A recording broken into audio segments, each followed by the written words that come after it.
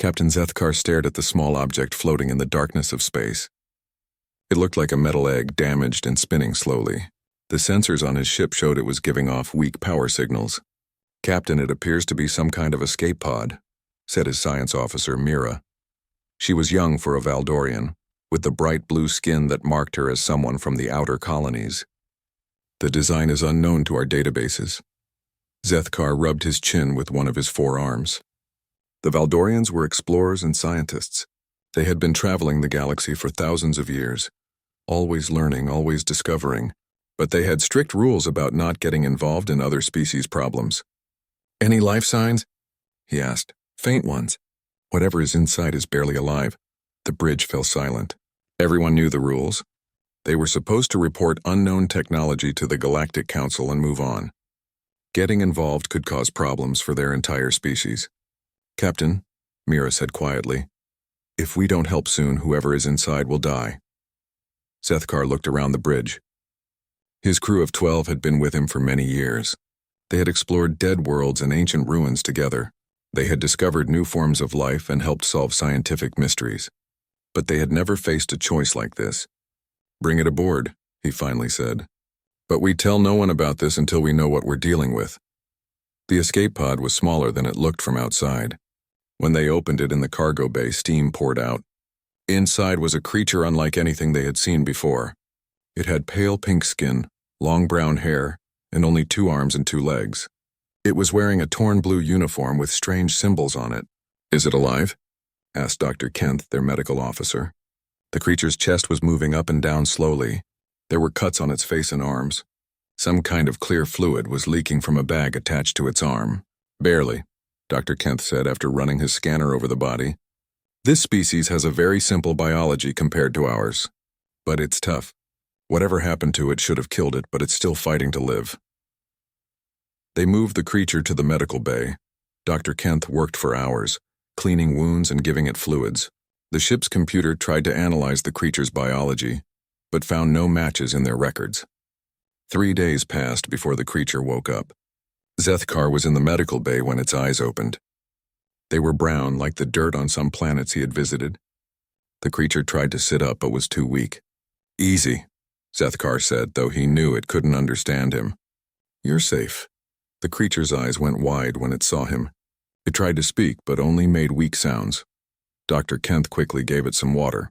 "Thank you," the creature whispered. The words came from a small device attached to its uniform that seemed to translate its language. "You can understand us?" Zethkar asked. "My translator."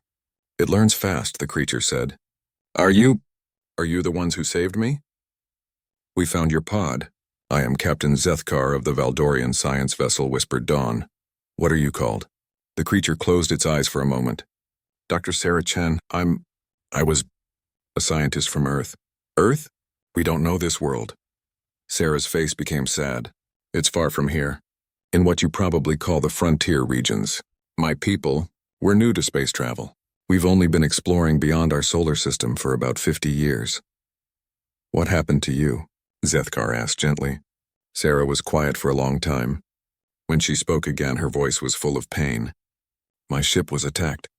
We were on a research mission, studying alien plant life on a world called Kepler 442b. We thought we were alone in that system." "Who attacked you?" "Ships I'd never seen before. Big ones with red markings. They didn't try to talk to us. They just started shooting. My captain ordered everyone to the escape pods, but—" Sarah's voice broke. "I don't think anyone else made it out." Zethkar felt his stomach turn cold. Ships with red markings could only mean one thing. "Can you describe these ships more?" Sarah closed her eyes and described what she had seen. Angular hulls, energy weapons that glowed red, and symbols that looked like broken stars. Zethkar knew immediately what had attacked her ship. "The hegemony," he said quietly. "You know them? Every peaceful species in this part of the galaxy knows them. They're a military alliance of 5 species who believe that younger races are dangerous.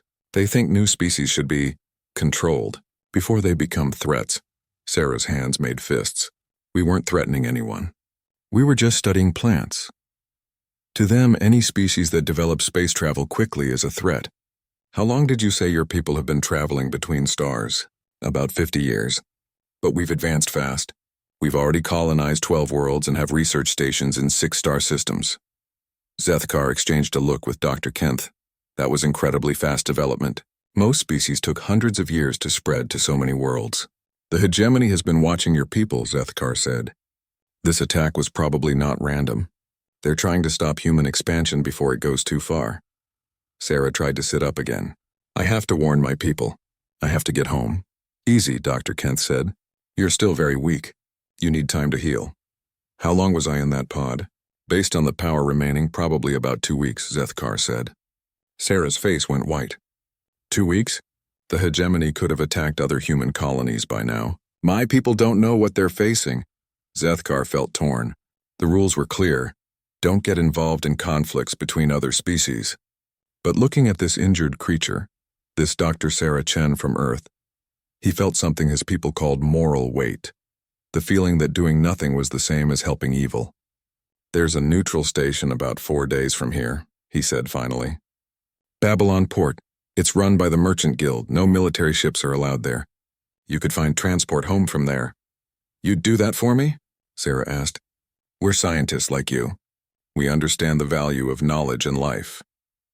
Sarah's eyes filled with water. Something Zethkar learned was how humans showed strong emotion. Thank you. Thank you so much. I don't know how to repay you. Get well, Zethkar said. That's payment enough. As they traveled toward Babylon Port, Sarah recovered quickly. She was curious about everything, asking questions about Valdorian technology and culture. In return, she told them about Earth, a blue world with vast oceans and billions of humans. She showed them pictures from her personal device of cities with buildings that reached toward the sky, and green lands covered in plants. Your people build very differently than we do, Mira observed. We're still learning, Sarah said. We've only been a unified planet for about 100 years. Before that, we spent most of our time fighting each other. And now? Zethkar asked. Sarah smiled, but there was something hard in her eyes. Now we fight together. On their last day together, Zethkar found Sarah in the observation deck staring out at the stars. She was using the ship's communication array to send a message home. Just letting them know I'm alive, she said when she saw him. And warning them about what I've learned. Zethkar nodded. It seemed reasonable. When they reached Babylon Port, Sarah gathered her few belongings. At the airlock, she hugged each crew member, something that felt strange to the Valdorians but somehow right. You saved my life, she told Zethkar. Someday I hope I can return the favor. As they watched her walk into the crowded station, Zethkar felt good about what they had done. They had saved a life and learned about a new species. It seemed like exactly the kind of thing Valdorian scientists should do. He had no idea that this simple act of kindness would change the galaxy forever. Dr. Sarah Chen sat in her small room on Babylon Port and stared at the datapad in her hands. She had been there for 3 days, waiting for transport back to human space. The merchant who promised her passage kept delaying, asking for more money each time they met. But Sarah wasn't really worried about getting home. She was worried about what would happen when she got there. The message she had sent from the Valdorian ship had been much more than a simple "I'm alive" note to her family. Hidden in the normal communication were detailed scans of everything she had seen during the attack on her research vessel. Weapon signatures, shield frequencies, engine emissions. All the technical data that Earth's military would need to fight back against the hegemony. The Valdorians had been so kind, so trusting. They had let her use their advanced sensors and communication systems without question. They thought she was just a simple plant scientist who wanted to go home. They were wrong. Sarah Chen was a doctor of xenobiology, but she was also a commander in Earth's Colonial Intelligence Division. Her research mission to Kepler 442b had been a cover. She had been gathering information about hegemony movements in that sector when they attacked her ship. The attack had been real. Her crew had really died. Her pain and anger were completely genuine. But Sarah was trained to turn even disasters into opportunities, and the Valdorians had given her the biggest opportunity of all. Their sensors were more advanced than anything Earth possessed. The scans they had taken of her damaged escape pod had also captured detailed information about the hegemony weapons that had attacked her. Information that was now racing through space toward Earth at faster than light speeds. Sarah activated her personal communicator and checked for messages from home. There were 17, all marked with military codes that meant urgent and classified. The first message made her smile.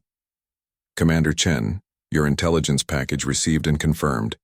Weapon analysis complete. You have given us exactly what we need. Operation Lightning Rod is now active. Come home quickly, Admiral Morrison. Operation Lightning Rod was Earth's secret plan for war against the hegemony. For months, human military leaders had been preparing for the fight they knew was coming. The hegemony had been attacking human colonies and research stations for 2 years, always making it look like accidents or pirate raids. But Earth's intelligence network knew the truth. The problem had been that humans didn't know enough about hegemony technology to fight them effectively. Until now. Sarah opened the next message. Sarah, fleet construction ahead of schedule. New shield breaker weapons tested successfully against captured hegemony technology. Your data was perfect. The bastards who killed your crew are going to pay for it. Jake Morrison. Admiral Morrison's son was a captain in the fleet. Sarah had served with him on 2 previous missions. He was a good soldier and a good friend. She was glad he would be part of what was coming. The messages continued, each one giving her more details about Earth's preparations. Shipyards working around the clock. New weapons based on her intelligence. Millions of soldiers training for space combat. The final message was from Admiral Morrison herself. Commander, the Valdorians who rescued you have been identified. Ship Registry VX-1847. Whispered Dawn, Captain Zethkar commanding. Standard scientific exploration vessel. Our analysis suggests they are genuinely peaceful and were not part of any trap or setup. They simply helped you because they thought it was right. This makes them useful to us. When the war begins, we'll need to show the galaxy that we're not mindless aggressors. The story of these aliens saving a human life will be perfect propaganda. Make sure you remember to thank them publicly when the time comes. Admiral Morrison. Sarah closed the messages and looked out the window of her room at the busy port. Aliens of 12 different species walked through the corridors, trading goods and sharing information. Most of them had probably never heard of Earth or humans. That was about to change. Her communicator beeped with an incoming call. The ID showed it was Admiral Morrison herself. Commander Chen. The Admiral's voice was crisp and professional. I trust you received our messages. Yes, ma'am. It sounds like things are moving quickly. Faster than we hoped. The intelligence you provided has accelerated our timeline by at least 6 months. We're going to be ready to launch Operation Lightning Rod in 12 weeks instead of 8 months. That's very fast, Admiral. The hegemony isn't waiting, Commander. Our listening post detected a major fleet movement heading toward the Ross 154 system. They're planning to attack New Shanghai Colony. Sarah felt cold. New Shanghai had 2 million human colonists, including many families with children. How long do we have? The attack will begin in 14 weeks, but by then we'll already be hitting their supply bases. They'll never see it coming. What about the Valdorians, Admiral? They really did save my life. They're good people. There was silence for a moment. Then Admiral Morrison spoke again, her voice softer. I know they are, Sarah. That's why we're going to give them a choice when the time comes. They can stand with us as allies, or they can stay neutral and safe. But either way, their kindness to you will be remembered and repaid. And if they choose to oppose us, then they'll learn why it's dangerous to stand between Earth and her enemies. The call ended, leaving Sarah alone with her thoughts. She opened her bag and pulled out a small device, a quantum communicator that could send messages instantly across any distance. It was highly illegal technology that Earth had developed in secret. She composed a final message to Admiral Morrison.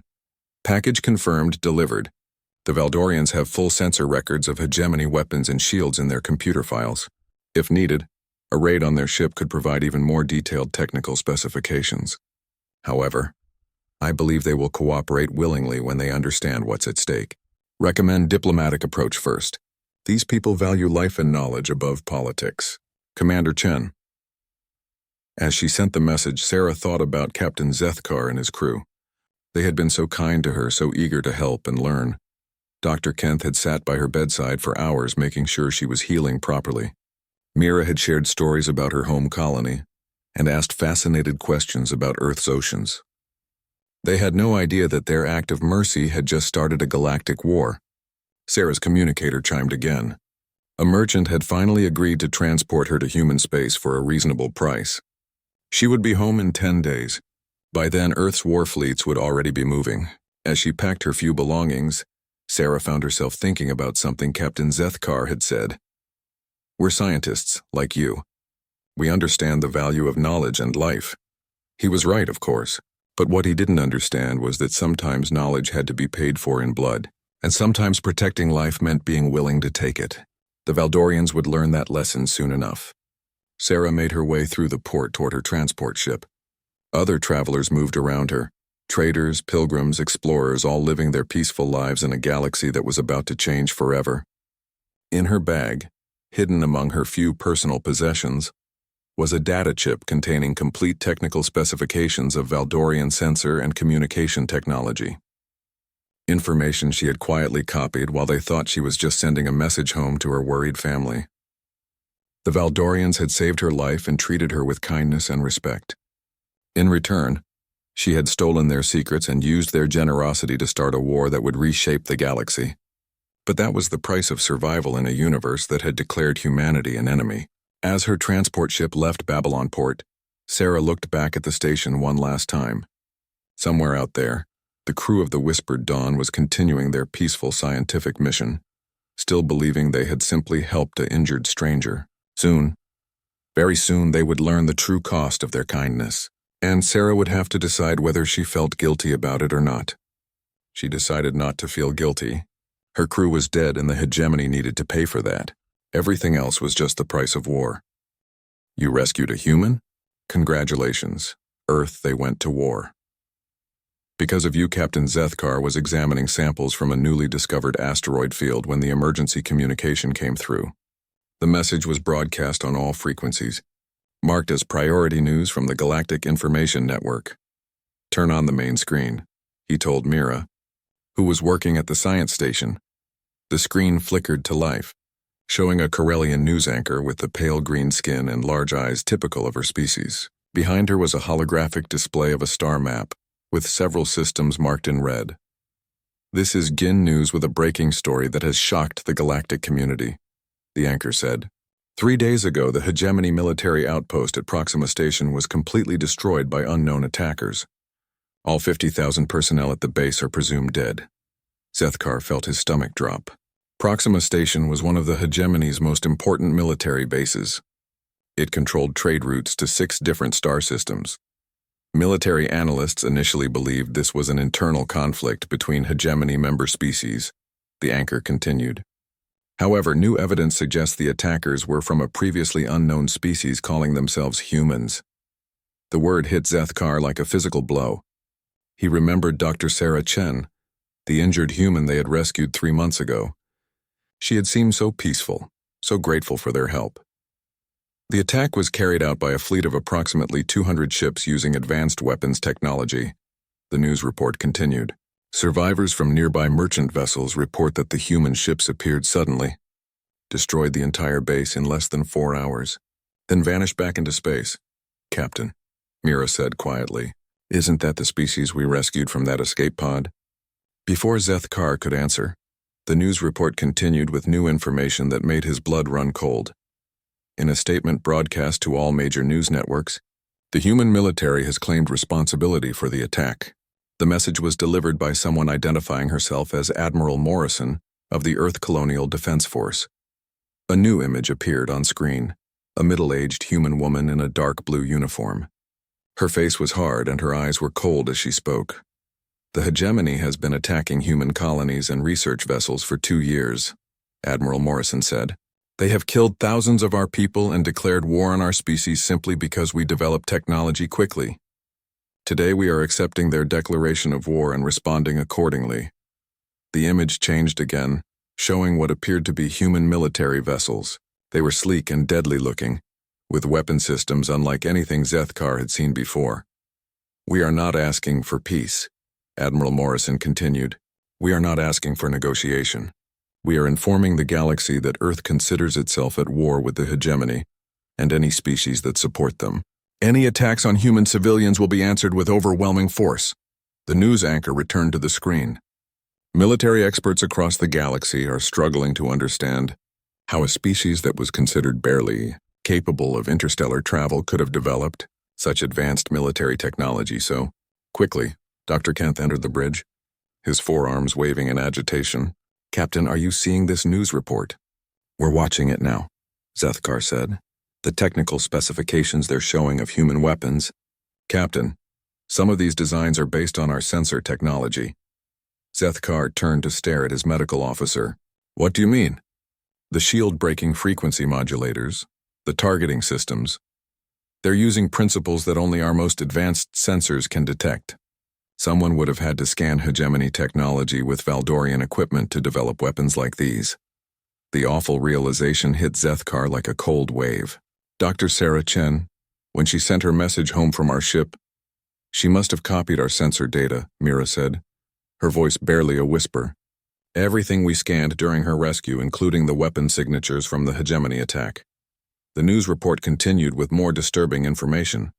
"Intelligence sources suggest that human military technology has been advancing rapidly for several decades. What appeared to be a young species focused on peaceful exploration was apparently a cover for massive military development. New images appeared showing human colonies that weren't the peaceful farming settlements they had claimed to be. Instead, they showed massive shipyards, weapons factories, and military training facilities. The scale of human military production has shocked even veteran military analysts," the reporter said. "Estimates suggest that Earth has been secretly preparing for galactic war for at least 20 years. Zethkar sank into his captain's chair, the full weight of what they had done hitting him. Their simple act of mercy had provided Earth with the technical intelligence needed to build weapons that could destroy hegemony bases. "Captain," Mira said, "there's more." The news report was showing a new segment. The reporter was interviewing what appeared to be a human, the same Dr. Sarah Chen they had rescued. "Dr. Chen, you were recently rescued by aliens after a hegemony attack on your research vessel. Can you tell us about that experience?" Sarah looked directly into the camera. She was wearing a military uniform now, with insignia that marked her as a high-ranking officer. "The Valdorians found me dying in space and saved my life. Captain Zethkar and his crew risked their own safety to help a stranger from a species they had never encountered before." "And how did this rescue help Earth's military response?" "The Valdorians allowed me to contact Earth and warn my people about hegemony tactics. Without their kindness and advanced communication systems, thousands more human civilians would have died in surprise attacks." "So you're saying these aliens helped Earth prepare for war?" Sarah's expression became sad. "I'm saying they helped me save lives. The Valdorians are good people who believe in helping others. They had no idea their kindness would be so important to Earth's survival." The interview ended, and the news report moved on to other stories. But Zethkar barely heard them. His mind was racing through the implications of what they had learned. "Captain," Dr. Kent said, "we need to report this to the Valdorian government immediately." "Report what? That we violated non-interference protocols and accidentally helped start a galactic war?" "We had no way of knowing," Mira protested. "She seemed like an innocent scientist." "Did she?" Zethkar asked. "Think back." She asked very specific questions about our technology. She spent hours alone with our computer systems. And that message she sent home was much longer and more complex than a simple, "I'm alive" communication. They sat in silence for several minutes, absorbing the full scope of their mistake. "What do we do now?" Dr. Kent asked. Before Zethkar could answer, their communication system activated. An official Valdorian government seal appeared on screen, followed by the image of Prime Minister Veltar. "All Valdorian vessels are ordered to return to home space immediately," the Prime Minister announced. "Recent events have created a dangerous situation for our species. Any vessel that has had contact with humans must report for immediate debriefing." The message ended, leaving the bridge crew staring at each other. "They know," Mira said. "Of course they know," Zethkar replied. "The entire galaxy knows by now. Earth just announced itself as a major military power, and they're using technology based on our sensors." Dr. Kent was checking his instruments. "Captain, I'm detecting multiple ships approaching our position. They're not broadcasting identification signals." On the main screen, 3 large vessels appeared. They were angular and aggressive-looking, with the red markings of the hegemony. "This is Hegemony Battle Cruiser Vengeance," came a harsh voice over the communication system. "Valdorian vessel, you are ordered to surrender for questioning regarding your collaboration with human military forces." Zethkar looked at his crew.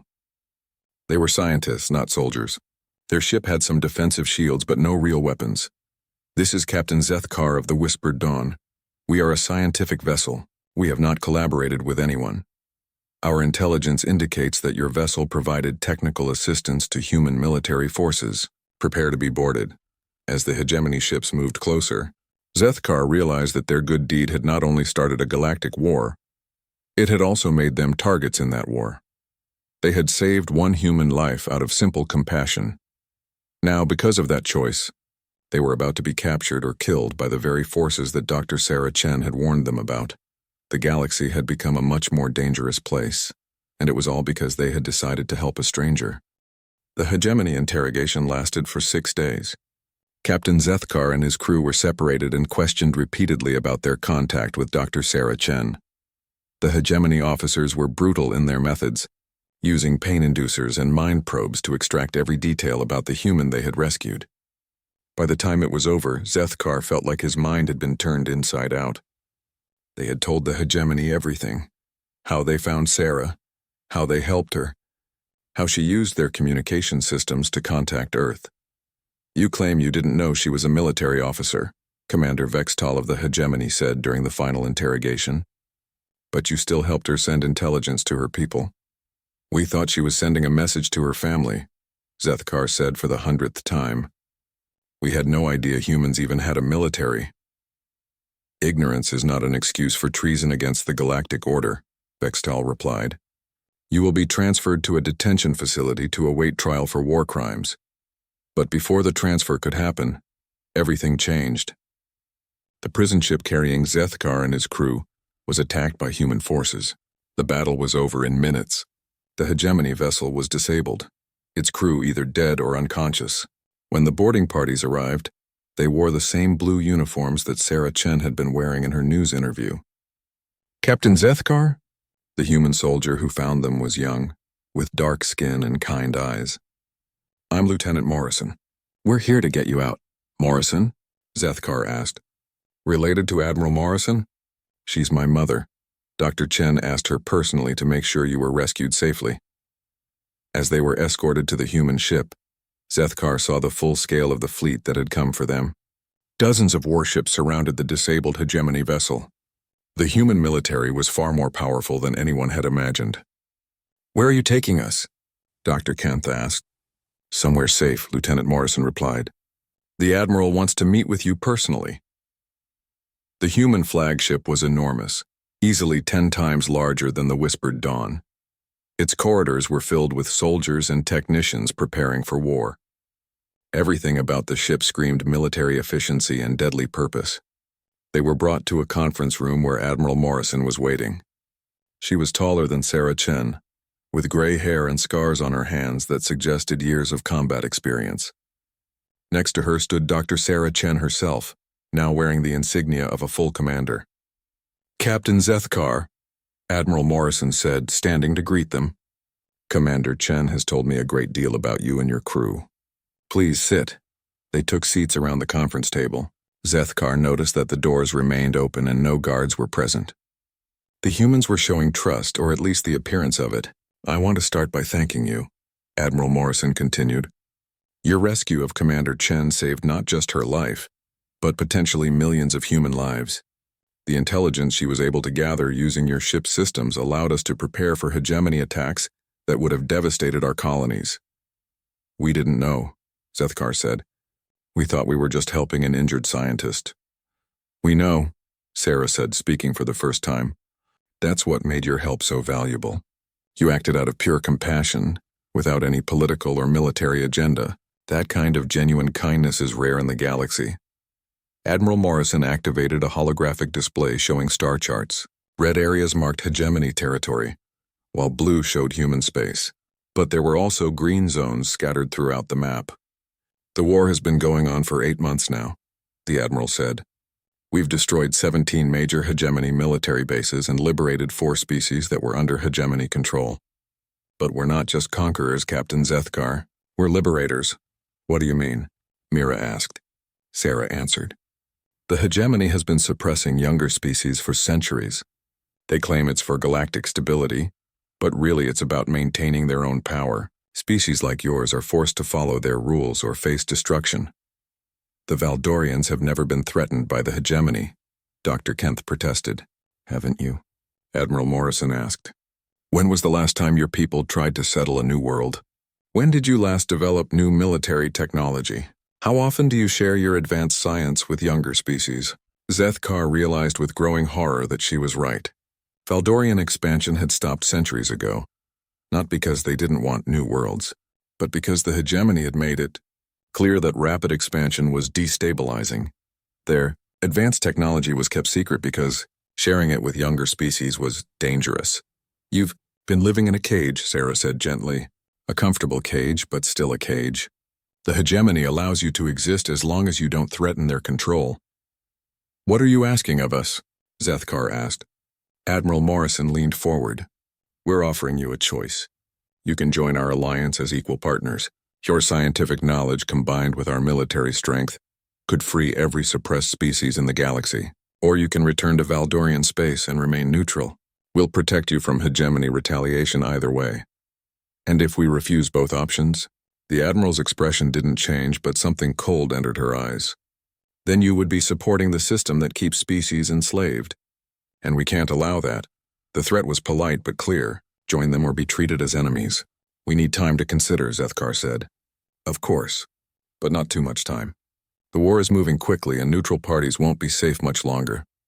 They were given comfortable quarters on the human ship and access to communication systems to contact their government. The response from the Valdorian Prime Minister was swift and panicked. Do whatever they want, came the official message.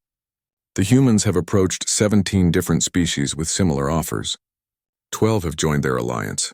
3 have chosen neutrality and seem to be protected. 2 refused and their homeworlds are now under human occupation. Occupation? Zethkar asked in his return message. Re-education centers. Mandatory technology sharing. Replacement of local governments with human administrators. The humans call it liberation from hegemony influence. But the occupied species have no real freedom. Over the following days, Zethkar met with various human officers and learned more about their war machine. The scale was staggering. Earth had been preparing for galactic conflict for decades, building fleets and hidden systems, training millions of soldiers, developing weapons that could crack planets. But most disturbing was their approach to other species. The humans genuinely believed they were liberating the galaxy from oppression. They offered real partnership to species that joined willingly, protection to those who stayed neutral, and guidance to those who opposed them. It was conquest wrapped in the language of freedom. The choice is really simple, Sarah explained during one of their conversations. The old galaxy was controlled by fear.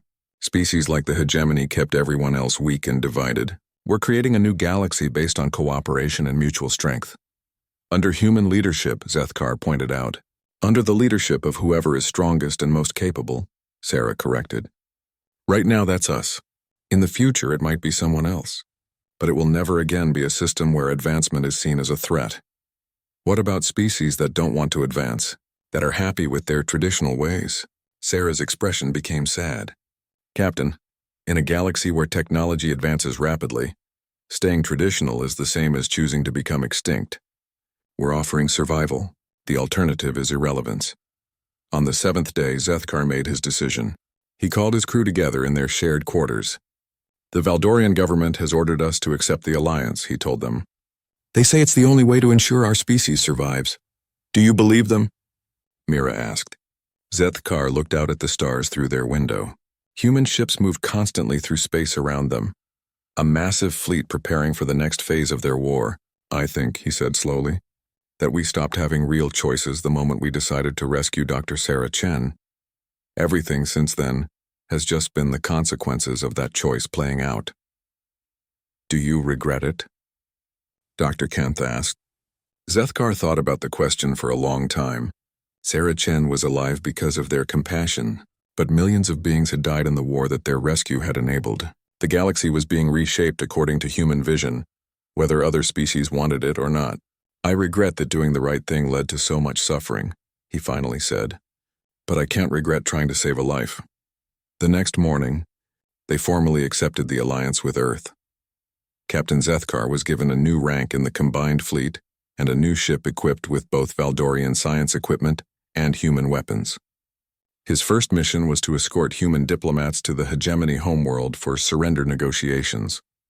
As his ship jumped into hyperspace toward what had once been enemy territory, Zethkar realized that the galaxy had fundamentally changed, and he had helped change it, one act of kindness at a time. 2 years after the rescue that changed everything, Captain Zethkar stood on the bridge of the TES Harmony, a joint Terran-Valdorian exploration vessel. Through the main viewport, he could see the ruins of Proxima Station being rebuilt, where once a hegemony military base had controlled 6 star systems. Now a human administrative center coordinated peaceful development across the same territory. "Captain," his communications officer announced, "we're receiving a priority message from Admiral Chen." Zethkar still felt strange hearing Sarah referred to by her military rank. In his memories, she would always be the injured scientist they had rescued from that drifting escape pod. But Dr. Sarah Chen was now Admiral Sarah Chen, commander of the Terran Pacification Fleet and one of the most powerful beings in the galaxy.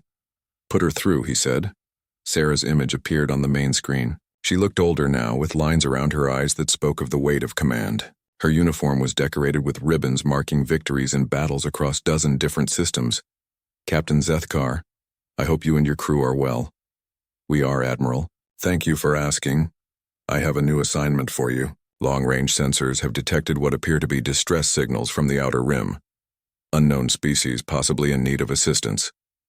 Zethkar felt a cold chill run down his spine. "Distress signals?" "Yes. Your ship has the best sensor equipment in the fleet, and your experience with first contact situations makes you ideal for this mission. We need to determine if these beings require rescue." The word rescue hung in the air between them, loaded with 2 years of history and consequence.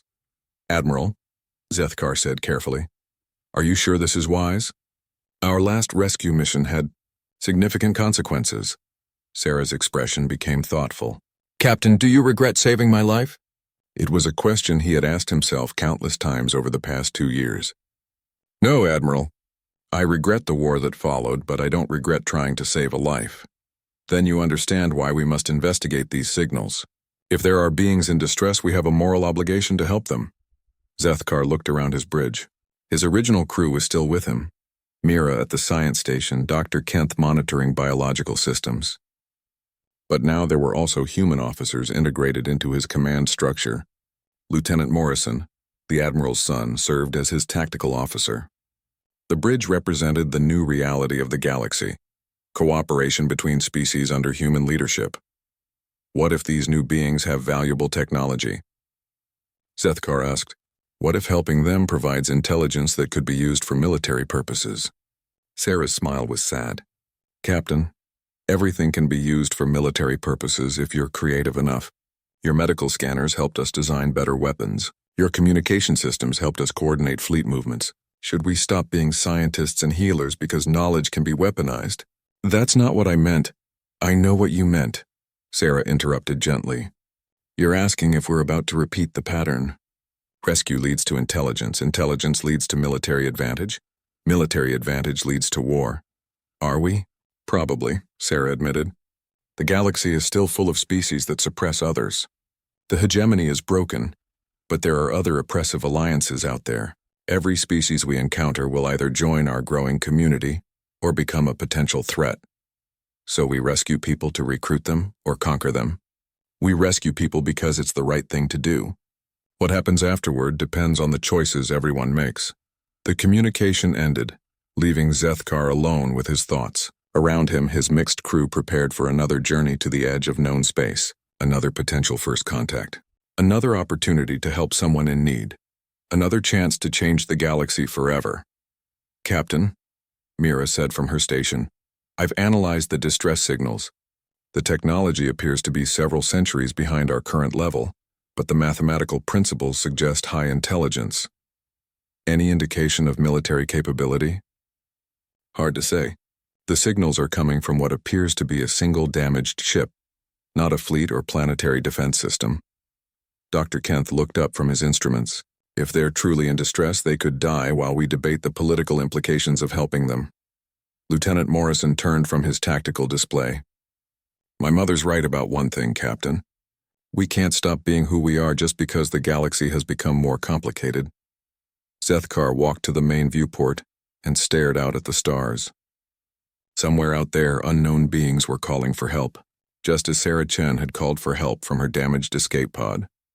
He thought about the past 2 years, the war that had reshaped the galaxy, the species that had been liberated from hegemony control and were now learning to live under human guidance.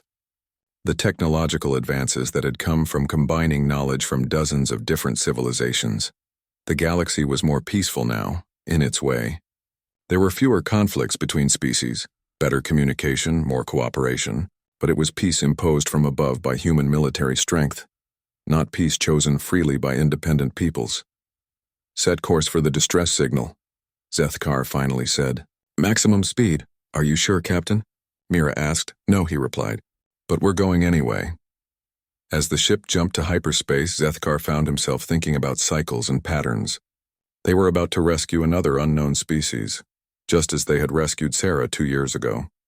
That rescue had led to intelligence gathering, military advancement, and galactic war.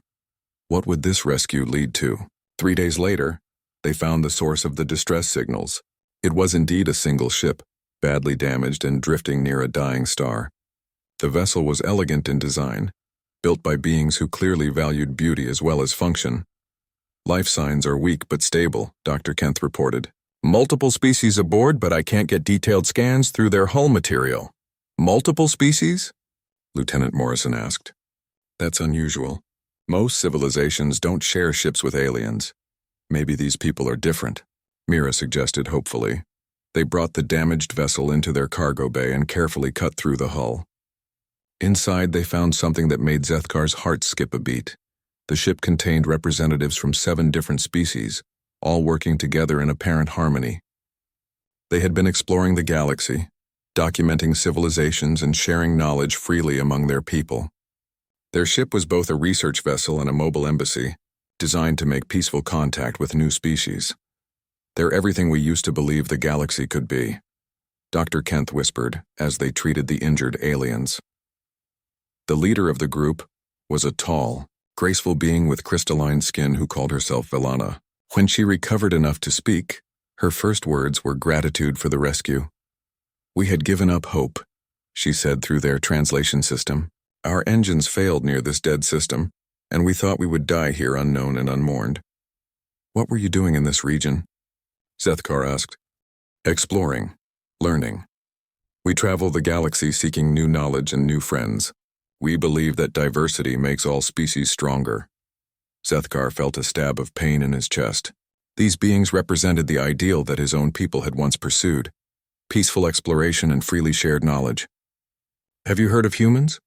Lieutenant Morrison asked. No, Velana replied. Should we have? Over the following days, as the rescued aliens recovered, Zethkar faced the same moral choice he had faced 2 years earlier.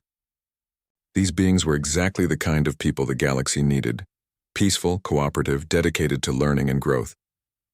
But they were also naive about the realities of galactic politics. Their ship contained detailed information about dozens of previously unknown species. Their databases held star charts of unexplored regions.